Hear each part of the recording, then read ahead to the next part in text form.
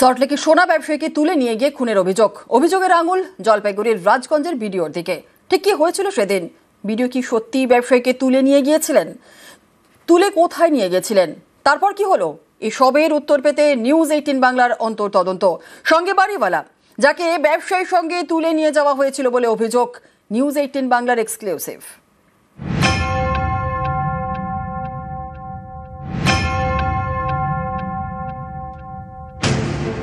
পশ্চিম মেদিনীপুরের দাঁতনে বাড়ি, সল্টলেকের দত্তাবাদে সোনার দোকান। দেহ উদ্ধার নিউ টাউনের যাত্রাগাছি থেকে। গত 28শে অক্টোবর সোনা ব্যবসায়ীর দেহ উদ্ধার হয়।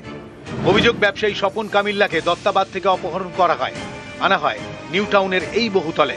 বুধবার সেখানে পৌঁছে যায় নিউজ 18 বাংলা অন্তর্তদন্ত করতে। একটা ছবি দেখাচ্ছি আপনাকে। এই যে ভদ্রলোক কি এসেছিলেন? কবে এসেছিল? কদিন আগে এখানে ছিল। এখানে আমি দোকান থাই বিয়ে নাকি বলছিল, চুরি করছিল কি টাকা মারছিল। এখানে বুঝছিলি আর লোক ভিতরে ছিল, আর গেট বন্ধ করে তারপর অজ্ঞান হয়েছিল মারা খায়, মানে অজ্ঞান হয়ে গেছিল। 28শে অক্টোবর অভিযোগ, ওই দিন দত্তাবাদ থেকে সোনা ব্যবসায়ী স্বপন কামিল্লাকে অপহরণ করা হয়। তিনি যে বাড়িতে ভাড়া থাকতেন সেই বাড়ির মালিককে অন্য একটি গাড়িতে তোলা হয়। চাঞ্চল্যকর অভিযোগ জলপাইগুড়ির রাজগঞ্জের ভিডিও প্রশান্ত বর্মনের বিরুদ্ধে। ওই দিন ঠিক কি হয়েছিল? কোথা থেকে ব্যবসায়ীকে তোলা হয়েছিল? কোথায় নিয়ে যাওয়া হয়েছিল? অভিযোগ কতটা সত্যি? অন্তর্তদন্তে নিউজ 18 বাংলা।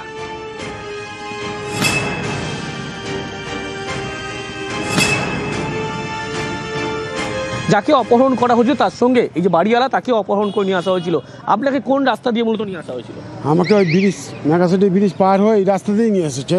যখন এসেছি ওদের গাড়ি ভেতরে ঢুকে গেছে, কালো গাড়িটা এখানে রেখেছিল, ওরা সব ঢুকে গেছে নিয়ে। আমাকে নিয়ে এসে নামিয়েছে, আমি সবে নেমেছি, তখন হঠাৎ উনি বললো যে বেরিয়ে এসে ঘর থেকে ওনাকে দিয়ে আসো, ড্রাইভার বলছে। ড্রাইভার আমি বলছিল অসুবিধা নেই। এই যে ফ্ল্যাট একবার দেখানোর চেষ্টা করবো। ভিডিওর এখানেই কিন্তু নিয়ে আসা হয়েছিল এবং যারা প্রত্যক্ষদর্শী তারাও কিন্তু জানাচ্ছে মারধরের মতো ঘটনা ঘটেছিল।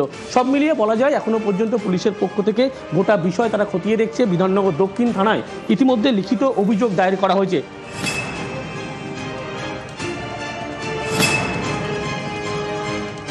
এখান দিয়ে যখন আমরা যাওয়া আসা করি, প্রায় যাতায়াত করি এখান দিয়ে, তো সেদিন দেখি এখানে তো চিৎকার চেঁচামেচি হচ্ছিল, যে রুমের মধ্যে মানে মারপিট করছে। লোকজন এখানে সবাই ছিল, থাকার পরে দেখছি ভিতর থেকে চিৎকার চেঁচামেচি আসছে, মারধর করছিল। ও তো এখান থেকে প্রচণ্ড পরিমাণে আওয়াজ আসছিল ভিতর দিয়ে।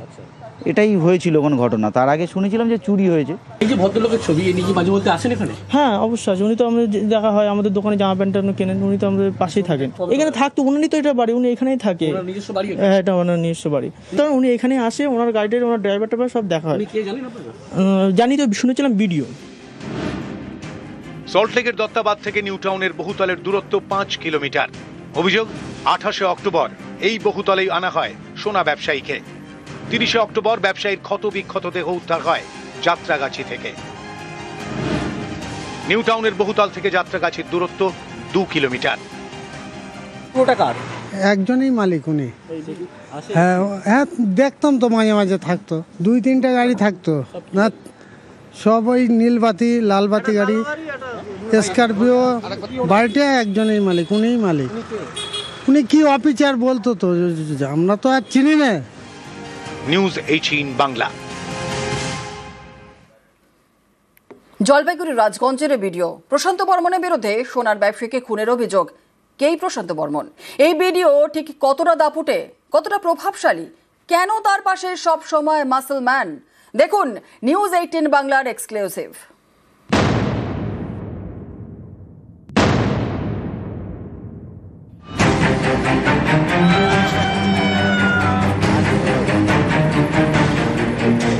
প্রশান্ত বর্মন, জলপাইগুড়ি রাজগঞ্জের ভিডিও। এই ভিডিওর বিরুদ্ধে সোনা ব্যবসায়ীকে খুন করার চাঞ্চল্যকর অভিযোগ। স্যার একটু কথা বলতাম স্যার, ভিডিও স্যার। তারপরেও তার রোয়াব দেখুন, সাংবাদিকদের সঙ্গে কোনো কথাই বলতে চান না। স্যার কথা বলবো একটু। আমার সাথে কথা বলতে হবে, চলে যাও। ফাইজলামি করছো তোমরা না? স্যার ফাজলামি নয়, কথা বলতে এসেছি স্যার।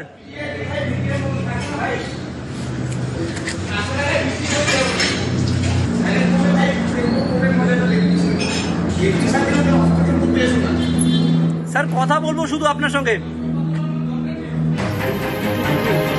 প্রশান্ত বর্মনের বিরুদ্ধে নানা সময় উঠেছে নানা অভিযোগ। তিনি নাকি এতটাই প্রভাবশালী যে বারবার নিজের বদলি রুখে দিয়েছেন, কিছুতেই জলপাইগুড়ির রাজগঞ্জ ছেড়ে যাননি। ওনার তো প্রায় দুবার তো এমনিতেই অফিসিয়ালি ট্রান্সফার হয়েছিল, কিন্তু জানি না সেটা আমাদের জেলা প্রশাসন বলতে পারবে কেন বারবার উনি আটকে যাচ্ছেন। জলপাইগুড়ি জেলার কাছে একটা যে ট্রান্সফার হয়ে অর্ডার কি করে স্টে হয়ে যাচ্ছে। বিডিও প্রশান্ত বর্মন, তিনি নাকি সবসময় মাসলম্যান নিয়ে ঘোরেন, সবসময় সঙ্গে মস্তান।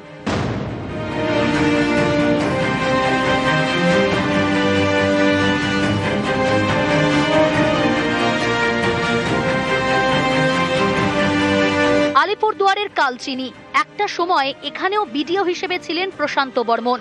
তার নাকি এতটাই দাপট যে পেট্রোল পাম্প থেকে তেল ভরাতেন কিন্তু টাকা দিতেন না। এভাবেই নাকি কয়েক লক্ষ টাকা বকেয়া। এখানেই শেষ নয়, প্রশান্ত বর্মন সরকারি প্রকল্পের টাকাও নয়-ছয় করেছেন বলে অভিযোগ। গরিব কেউ মারা গেলে শেষকৃত্যের জন্য পরিবারকে 2000 টাকা দেয় রাজ্য সরকার। অভিযোগ, এই টাকাও পকেটে পুরেছেন প্রশান্ত। এখানে উনি যতদিন ছিলেন কন্ট্রাক্টরদের বেস করে উনি চলেছেন। কোনো সুরাহা ওনার হাত দিয়ে হয়েছে বলে আমি শুনিনি। জনগণও কোনো সেবা পেয়েছে বলে আমার জানা নেই। পেট্রোল পাম্পের টাকা প্রচুর টাকা পড়ে রয়েছেন, উনি দেননি। সমবেতির টাকা একদিনে কয়েক লক্ষ টাকা তিনি উঠে নিয়ে চলে গেছেন। এইগুলোরও একটা তদন্ত হওয়া প্রয়োজন আছে। তদন্তে যা উঠে আসবে সেই মতো শাস্তি ব্যবস্থা। উনি বিডিও হিসেবে ঠিকমতো প্রশাসন চালাচ্ছেন। বহু মানুষের বহু রকম অভিযোগ আছে, পেট্রোল পাম্পে টাকা দিচ্ছে না, সমবেতির টাকা, এটা ওটা, এই ধরনের কমপ্লেনও পেয়েছি। তদন্ত হলেই আসল জিনিসটা বেরিয়ে যাবে। উনি কথায় কথায় উপরতলার নেতাদের নাম বলতো, আমার সাথে এনার যোগাযোগ আছে, এগুলো তো প্রশাসনের উপরে এইভাবে কথা বলে না, কিন্তু উনি নাম ব্যবহার করছেন।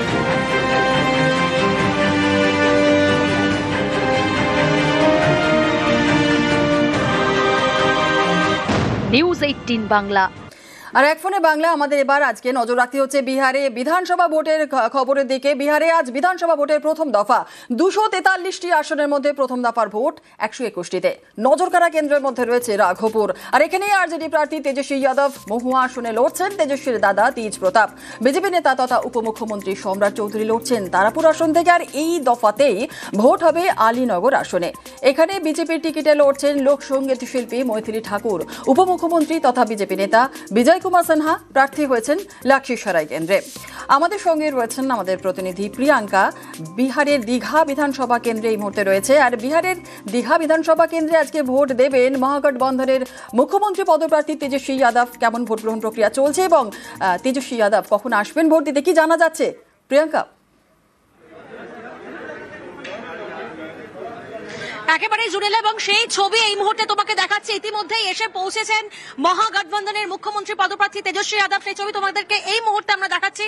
আজ জানাবো যে বিহার বিধানসভা কেন্দ্রের প্রথম দফার ভোট গ্রহণ পর্ব চলছে, যেখানে 18টি জেলার 121টি কেন্দ্রে প্রথম দফার এই ভোট গ্রহণ। এবং ইতিমধ্যেই এই দীঘা কেন্দ্র নিয়ে সকাল থেকেই কিন্তু আমরা দেখেছি যে প্রত্যেকের উৎসাহ রয়েছে একেবারে তুঙ্গে, কারণ এই কেন্দ্রে নির্ধারিত সময় ছিল 8:30 এবং নির্ধারিত সময় অনুসারে তেজস্বী যাদব তিনি ইতিমধ্যে এসে পৌঁছেছেন। তোমাদের জানিয়ে রাখবো জুনেলা যে রাঘবপুর কেন্দ্র, এই কেন্দ্র থেকেই কিন্তু নিজের ভাগ্য নির্ণয় করছেন। এবং আজকের এই প্রথম দফার যে নির্বাচন, এই প্রথম দফার নির্বাচনে কিন্তু একাধিক হেভি ওয়েটরাও রয়েছেন, যেমন তেজস্বী যাদব রয়েছেন, তেমন পাশাপাশি উপমুখ্যমন্ত্রী সম্রাট চৌধুরীর বিধানসভা ক্ষেত্র তারাপুর। জানিয়ে রাখবো তার পাশাপাশি বিধানসভার প্রাক্তন স্পিকার বিজয় কুমার সিনহা তিনি লক্ষীসরাই থেকে রয়েছেন মৈথিলী ঠাকুর এবং পাটনা সাহেব, মোকামা, বার, নওয়াদা এই আসনগুলি কিন্তু এবার হাড্ডাহাড্ডি লড়াই দেখা যাবে ইতিমধ্যে। এবং তেজস্বী যাদবকে ঘিরে ইতিমধ্যেই জনতার সেই ভিড় চোখে পড়ছে। তোমাকে জানিয়ে রাখি জুনেলা যে একদিকে যেমন হাড্ডাহাড্ডি লড়াই হচ্ছে, তেমন আজকেরই কিন্তু প্রথম দফার এই নির্বাচনে একাধিক মন্ত্রী তাদেরও কিন্তু ভাগ্য নির্ণয় হবে। নিতিন নবীন, শ্রবণ কুমার, মঙ্গল পাণ্ডে সহ প্রায় ডজন খানেক মন্ত্রী এই পর্যায়ে প্রতিদ্বন্দ্বিতা করবেন এবং মোট 1314 জন প্রার্থীর ভাগ্য নির্ণয় হবে। প্রায় 500 কোম্পানি, আধা সামরিক বাহিনী ইতিমধ্যে মোতায়েন করা হয়েছে, যাতে সুষ্ঠুভাবে, শান্তিপূর্ণ এবং সুষ্ঠুভাবে আজকের এই ভোট গ্রহণ পর্ব চলে। আর এবং সকাল থেকে একটা ইন্টারেস্টিং ছবি জুনেলা আমরা দেখেছি যে মহিলা ভোটার তারা কিন্তু সকাল সকাল এসেই হাজির হয়েছেন। আমরা জানি যদি বিগত কিছু 20 বছরের বিধানসভার নির্বাচনে যদি ছবি একেবারে পরবর্তীকালে আবারও ফিরে আসবো প্রিয়াঙ্কা, আপাতত ধন্যবাদ। আর এর পাশাপাশি পার্সেন্টেজ কিন্তু বেশি। রাবড়ি দেবীকে আমরা দেখতে পাচ্ছি, উনিও পৌঁছে গিয়েছেন। তেজস্বী যাদব যেমন পূর্ব নির্ধারিত সময় অনুযায়ী এসে পৌঁছে গিয়েছেন ভোট দেওয়ার জন্য, এবং রাবড়ি দেবী এই মুহূর্তে পৌঁছেছেন। বিহারের আজ বিধানসভা ভোটের প্রথম দফা 243 আসনের মধ্যে প্রথম দফা ভোট 121। अधिकार को नहीं भूलना चाहिए, अधिकार को अपना समझना चाहिए। अब पूरा जनता से, पूरा बिहार से, महिलाओं से, पुरुषों से, नौजवान साथियों से, सबको दोनों बेटा के शुभकामना है। तेज प्रताप भी चुनाव लड़ रहे हैं, अपना पैर पर खड़ा होकर लड़ रहा है, अपना पैर पर खड़ा होकर लड़ रहा है। दोनों का हमारा माँ है, माँ के शुभकामना, माँ का आशीर्वाद है तेज प्रताप को। दोनों बेटा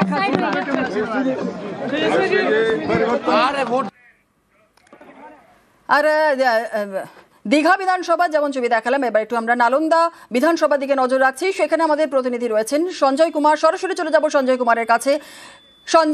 संजय जी, नालंदा में अभी वोट ग्रहण प्रक्रिया कैसे चल रहा है?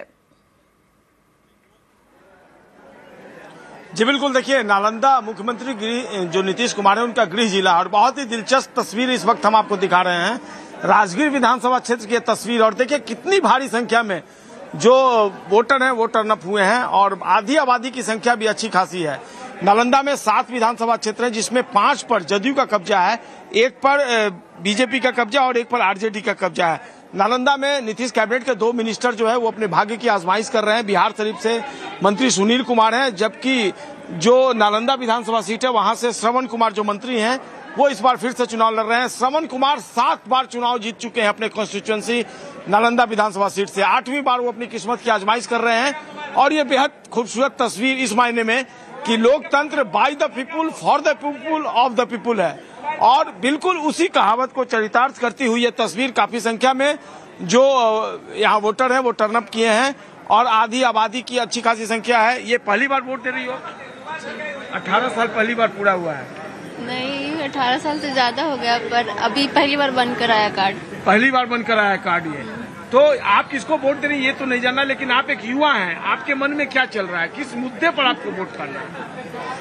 विकास है, बुनियादी जरूरतें हैं, क्या है मन में, क्या चल रहा है? पहले तो बुनियादी जरूरतें ही है ना, अगर इंसान को वो पूरा होगा उसके बाद ही वो विकास का सोचेगा। बुनियादी जरूरत पर आप वोट दे रही हैं। आप कौन है माता जी इनकी? मम्मी। मम्मी है, मम्मी भी आ गई है साथ में बेटी को लेकर के। घर में नाश्ता वास्ता हो गया? हो गया। कि नाश्ता भी जाकर होगा? जाकर होगा। और पतिदेव को कहाँ छोड़ दिया? घर ही है अभी। वो नहीं आएंगे अभी? आएंगे, उनको भी भेजिए, नाश्ता वास्ता करके आएंगे। দেখাই যাচ্ছে, আমরা যে ছবি আপনাদের দেখাচ্ছিলাম নালন্দা বিধানসভাতে মহিলাদের উপস্থিতি চোখে পড়ার মতো। আর ইতিমধ্যেই পৌঁছে গিয়েছেন লালু প্রসাদ যাদব, সপরিবারে ভোট দিতে এসেছেন লালু প্রসাদ যাদব। দীঘা বিধানসভা কেন্দ্রে লালু প্রসাদ যাদব তিনি সপরিবারে এসেছেন ভোট দিতে।